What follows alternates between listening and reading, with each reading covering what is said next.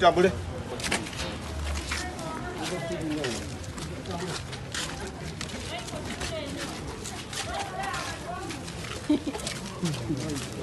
King Mike.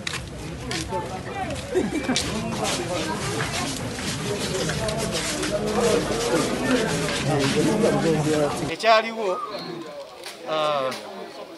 nali ndaba mupiira gwa Southampton Aston Villa ne guyingira mu budde bwa kafyu ne bajja ne bagamba mukulu Michael okwatiddwa oli mu budde bwa kafyu ne bagamba bansonyiwe ne bagamba tuleke tukole omulimu gwaffe as a law abiding citizen ne nkola ki ne mbaleka bakole omulimu gwabwe era omulimu gwabwe bagukoze olw'okuba nti bankuumye bulungi bali bantwala mu kkomera ery'ekibuye ne mbagamba banyambe bantreatinge nga VIP ne bantwala mu Nnateete ate era ne batangatta mu basibe balala ne banteeka nze nga nze era babadde bandabirira bulungi nnyo esimu bagindekera sente zange bazindekera buli kimu mbadde nakyo engoye nga bandeetera from Friday paka olwaleero lwe batulese mu kooti omulamuzi ne tumwegayirira era mwegayiridde ne mugamba sikikolangako kubanga nze ngondera amateeka omulamuzi n'akkiriza okuba nti nkole community work ey'okuba nti siri kiddamu gwe mulungu gubadde gusoose era abantu mwena mbakubiriza temuddamu kuzanyira mu budde bwa kafyu kuba kati nze nga King Michael ngenda kukwata olusonsaawe okulaga nti ngondera amateeka. Michael, so kyekyo oli mukulembeze muwuma osobola okuvayo ne weetondera abantu ku kino ekyakutuuseeko obutagobera SOPs ne weetondera public.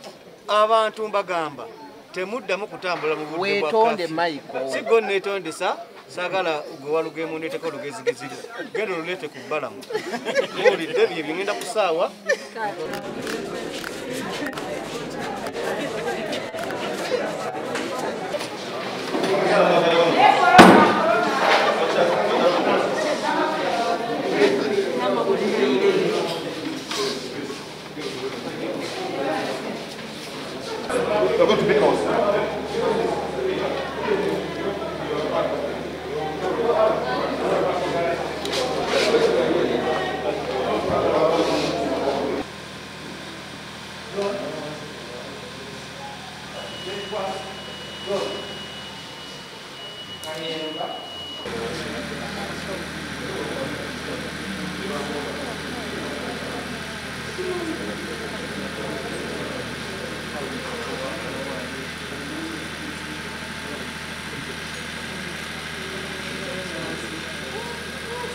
Servinda Juda, Mama Sandy Waka John, Hasende Muhammad, Kayemba Benal, Nachiya Justin, Benja Isma, September Khalid, Nareso Kiona, Mwonge Ivan, Mena Hauka Nolanina.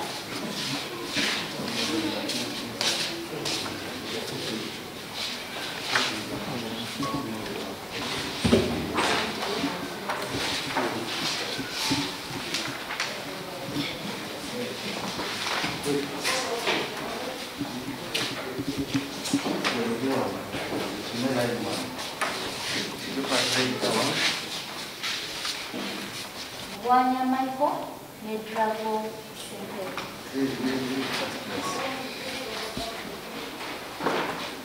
Mwenanga omuyaamu okunanira omusango ogw'okukola ekikolwa ekigendereddwamu okusaasaanya ekirwadde okukola ekikolwa eky'obulagajjavu ekigendereddwamu okusaasaanya ekirwadde ekikwatana n'akawaayiro 171 n'ekitabo ekikulu eby'amateeka.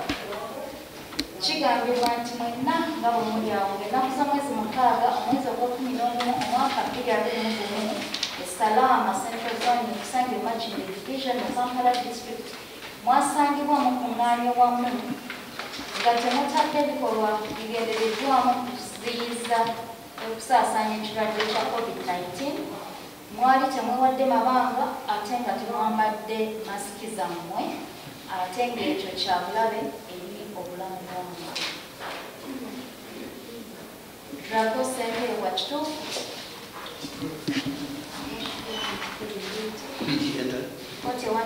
omusango ogukkiriza. Mugwanya Michael, kituufu? Kituufu nnyo. Kkooti ewandiise nti omusango ogukkiriza. Your Worship, on the 5th of November,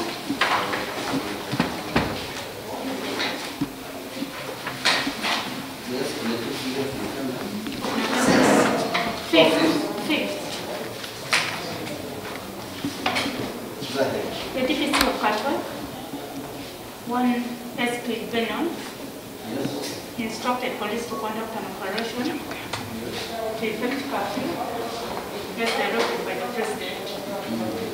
The police officers went along Salana Road and landed on a car which is after Chiruti Hospital at about 2300 hours. They found many people drinking in the night parking area. They were surrounded by the police officers, arrested them, brought them to police. The Worship, they were all charged according to the police for neglecting the act which will spread COVID-19. Ennaku z'omwezi 5 omwezi ogw'okumi omwaka 2021, DPC w'e Katwe yaduumira abasirikale be bakole ekikwekweto ekyokukwata kabiyo okukwata abantu abaali bayisiddizza oba abaali bakyatambula essaawa za kabiyo ziyiseeko, era bwe bagenda ku kkubo ly'Essalaama mwasangibwa mu kifo ekirinaanidde eddwaliro ly'Ekigundu. Mwasangibwa ezzaali ssaawa 5 ez'ekiro, mwasangibwa nga muli mu mabaala era mwakwatibwa ne mutwalibwa ku poliisi ne muggulwako emisango. Olwaleero muli ku kkooti era mukkiriza omusango ogubavunaanibwa. Mugwanya Michael, kituufu bwekitibwe byali? Kituufu bwekitibwe. Bukenya Jafar, bwekitibwe kyali? Kituufu. Katende Rachel? Completed all of them on their own guilty. Kkooti ebasingisizza omusango kubanga mukkiriza.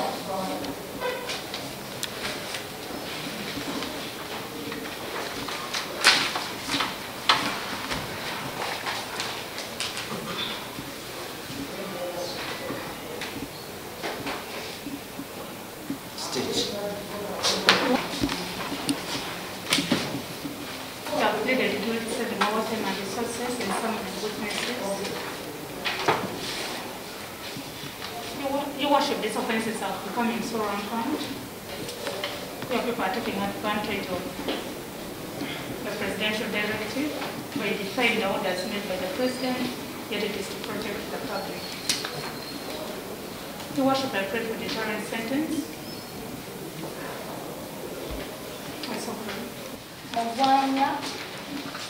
Mugwanya Michael alina obuzibu bwonna oba ensonga yonna okubuulira kkooti nga tannaba bakibonyereza. Ndi nsaba kkooti kunsonyiwa mu ngeri gye bwetibwa omulundi ogusoose sijja kukiddamu kyokumenya etteeka lya COVID.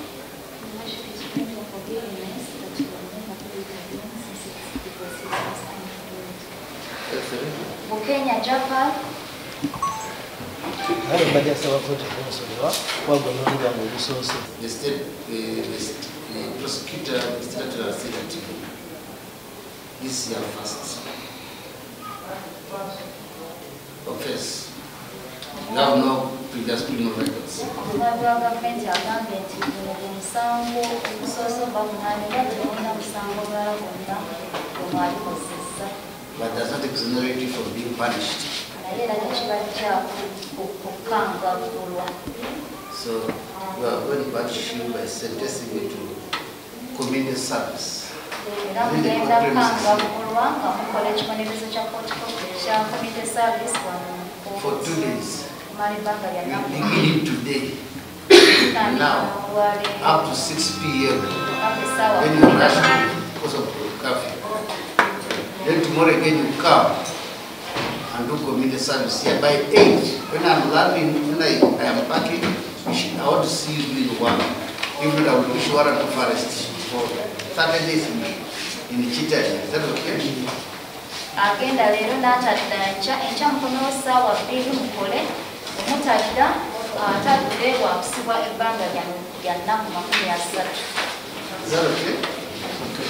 You begin now. Watandika leero olukoma mu kooti mugenda kukola paka ssaawa 12 muddeyo waka kafiya ne bakwata ekyankomero ku ssaawa 2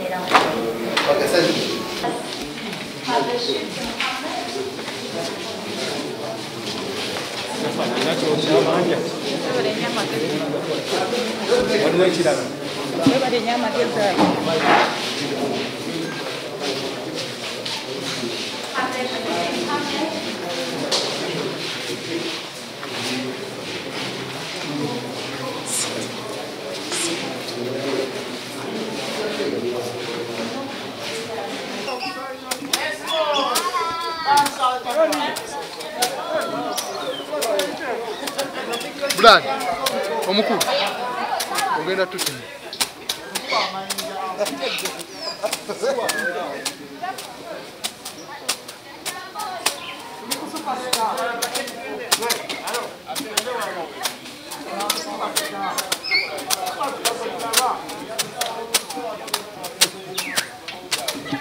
bannange tuli mukola mulimu ogutuweereddwa okuba nti batusonyiye era tukkiriza ekibonerezo eky'okubutaddamu kutambula mu budde bwa kafyu era ndi mu kusaawa wano male ŋŋende eka n'olunaku lw'enkya nkomewo nkole ekintu kyekimu naye nga nkubiriza abantu kugondera amateeka so kyekyo ng'engeri gye ndi mukulembeze abantu balina kulabira ku nze be bakwata gondera poliisi naye kugondera so kyekyo emirimu gye bakonda okola obadde ogimanyi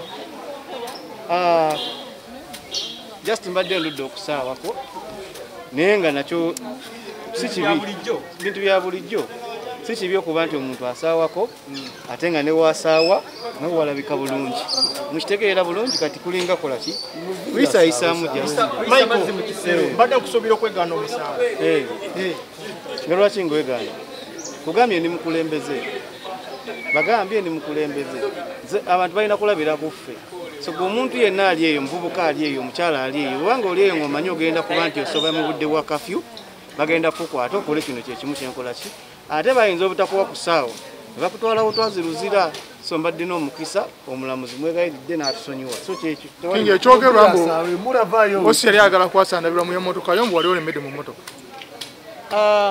era emmotoka ya bullet proof tasobola jasa okitegedde naye kenyini ogitunuulira n'olaba nga osi oyinza okuba toligivugako oba nga togisobola so yali alina ogitya kubanga endabirwamu tekubika otegedde motoka nvuga ya bbeeyi $8 million.